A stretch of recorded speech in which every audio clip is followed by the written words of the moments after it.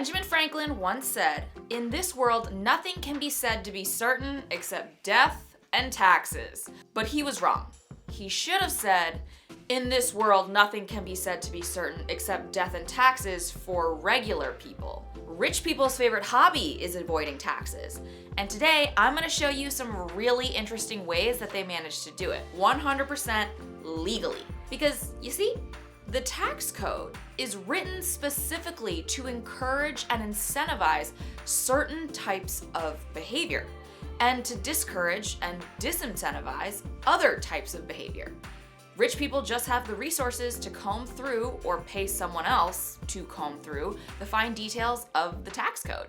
But that doesn't seem too fair for the rest of us, so I'm Vivian, your Rich BFF, and your favorite Wall Street girly, who's gonna help level the playing field and teach you how to avoid taxes legally, just like rich people do. Please like, comment, and subscribe to learn more about being good with your money. Let's get to it. First up, rich people give to charity. And I know what you're thinking. That's giving money away, Vivian. That's not saving it. But rich people don't give to charity the way regular people do. As you may know, charitable gifts are tax deductible, which makes total sense. It wouldn't be fair for the government to tax you on dollars you actively gave away to a cause that's helping the public good. So typically, when a regular person donates to charity, they'll take $100 and donate it. And then they'll get $100 written off of their taxable income. So if they made $50,000, they'd only be taxed on $49,900. Easy enough. But rich people, they donate art. And this is how they do it.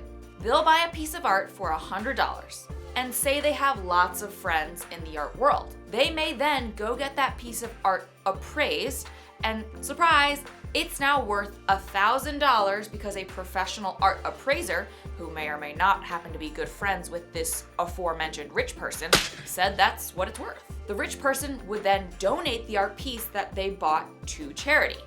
But instead of getting a $100 write-off, which is what they paid, they're getting a $1,000 write-off because that's what this art piece is now quote-unquote worth.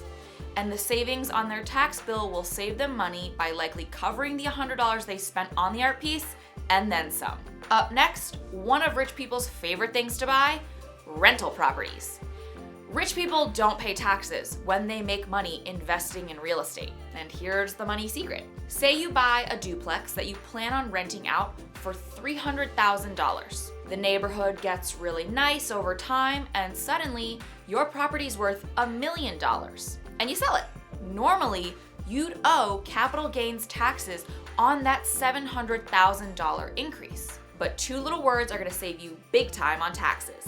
1031 exchange.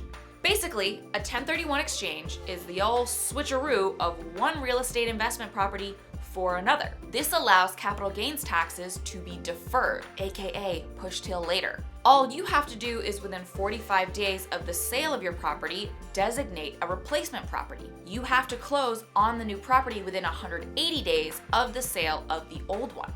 And the best part of this, you can do this again and again and again. You can essentially continue to procrastinate on paying these taxes until you die. Even better, rich people can pass their properties down to their heirs at a stepped up basis. This essentially means instead of inheriting a property worth a lot that was marked as being bought for a lot less, the new baseline purchase price is recalibrated to what the market rate is for the property now.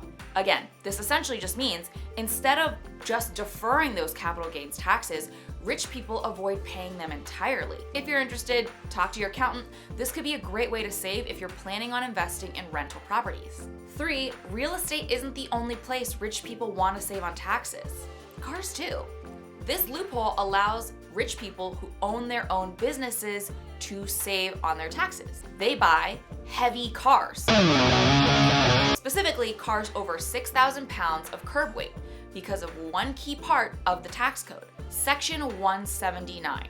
It's also the reason why nearly all of the Kardashians drive G-Wagons. Basically, if I own a business, I can write this heavy car off as a heavy machinery expense. With regular cars, you'd have to spread the price of the car over 5 years to deduct it off of your taxable income. But Section 179 cars allow you to deduct 100% of the cost the same year that you buy it. You do have to have a business, and the deduction is proportional to what percentage you use it for the business, but even so, that could be a huge tax savings given that cars are pretty big ticket purchases. Any car weighing over 6,000 pounds of curb weight qualifies. And even better, if you opt for a vehicle that is a clean, green, electric vehicle, you can get an additional $7,500 tax credit on top. Definitely chat with your accountant to make sure this makes sense for you and your business, because there's always some stipulations and rules you have to follow, but this is a great tax savings if you were planning on buying a car anyway.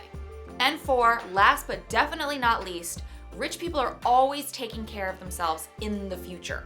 It's easy to make a lot of money and end up buying a lot of stuff. Shut up and take my money. But even though it's less sexy, saving and investing for the future is even more important. It's harder to show off a massive 401k balance than it is a new designer bag.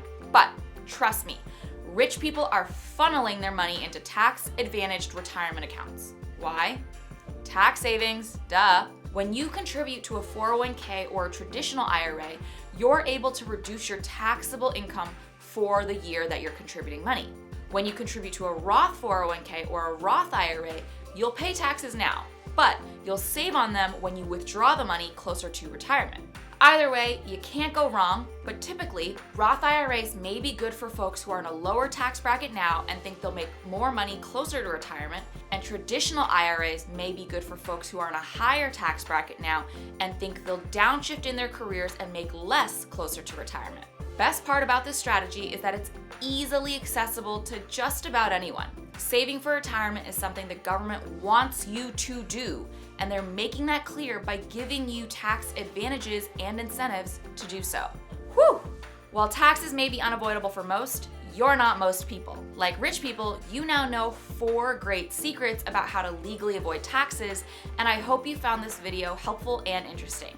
If you want to learn more, make sure to like and subscribe for more money, tax, and finance tips. See you, besties.